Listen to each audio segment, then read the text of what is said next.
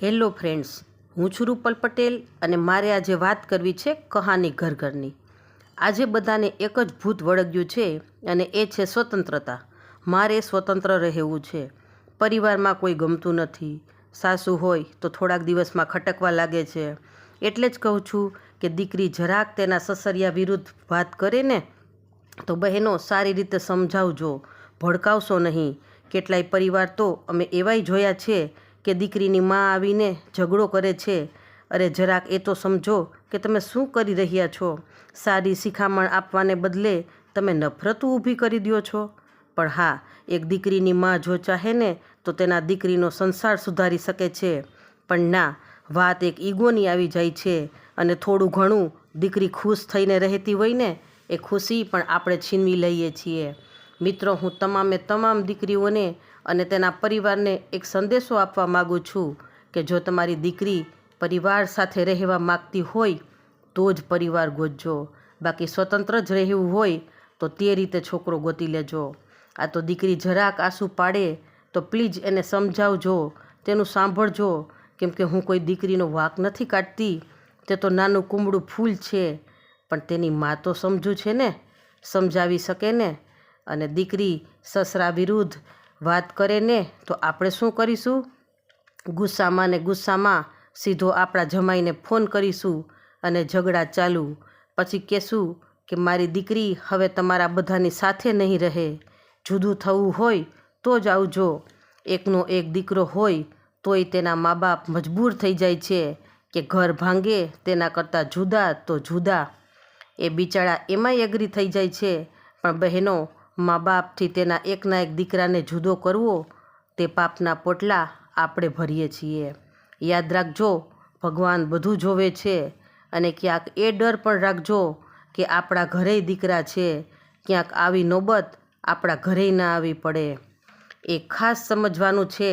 અને દીકરીઓને પણ એ ખાસ સમજવાનું છે કે થોડુંક જતું કરશો ને તો સામે 10 ગણું મેળવતા હઈશું.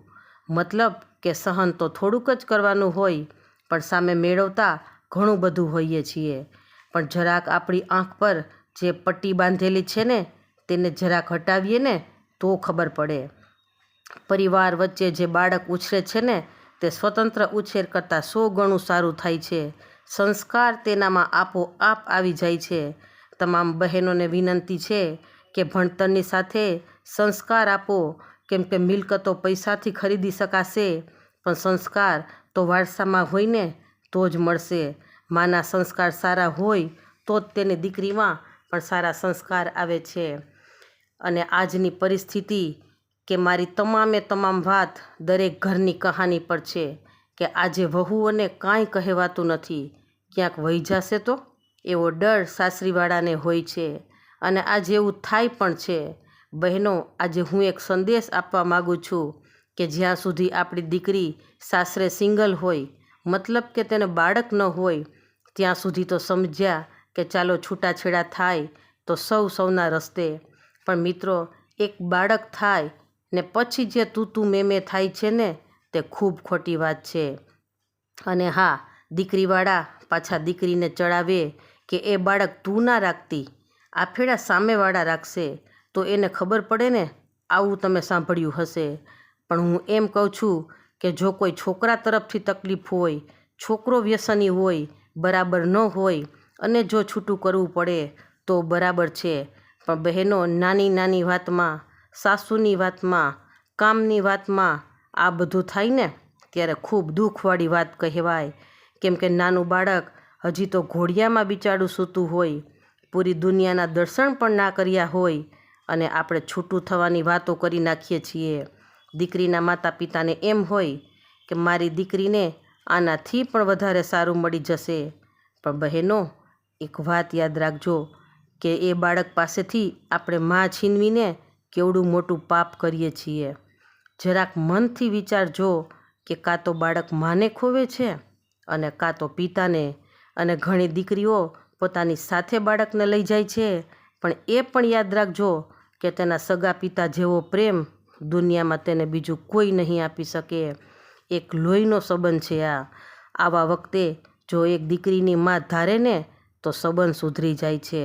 મિત્રો, આજે એવો કોઈ પરિવાર મને નથી દેખાતો કે જેમાં દીકરીને બહુ કામ જ કરવું પડતું હોય, ઢસરડા કરવા પડતા હોય, રહેવામાં, પહેરવામાં, જવામાં, આવવામાં પાબંદી હોય, તો પછી એ નથી સમજાતું કે દુઃખ શું છે. હમણાંની મિત્રો એક રિયલ વાત છે કે છોકરીના ડિવોર્સ થાય છે અને અમે તેની ઘરે બેસવા જઈએ છીએ અને પૂછ્યું કે બેટા શું વાંધો હતો, તો હરામ બરોબર એક પણ વાંધો અમને ના દેખાણો. પોણી કલાકની વાતમાં બસ બધી જ ફાલતુ વાતો, બહાર ખાવાની વાતમાં, ઘરમાં બધાને ના ગમે, પહેરવા ઓઢવાની વાતમાં, ઉઠવાની વાતમાં. અરે આ શું? આવી વાતોમાં સંસાર તોડી નાખવાનો? પણ ના, અત્યારે દેખાદેખીનો અને સહનશક્તિનો અભાવ આ જે ટ્રેન્ડ છે ને, ભગવાન બધાને છેલ્લે ખાસ વિનંતી છે કે ઘરમાં આપણું પુસ્તક શ્રીમદ ભગવદ્ ગીતા રાખજો, પણ કબાટમાં નહીં, ટીવી યુનિટની બાજુમાં રાખજો. કેમ કે જો ક્યારેક ગીતાજી સાચા હૃદયથી વાંચ્યા હશે ને, તો પછી શિખામણ નહીં આપવી પડે. Thanks for watching. Please like, share and subscribe.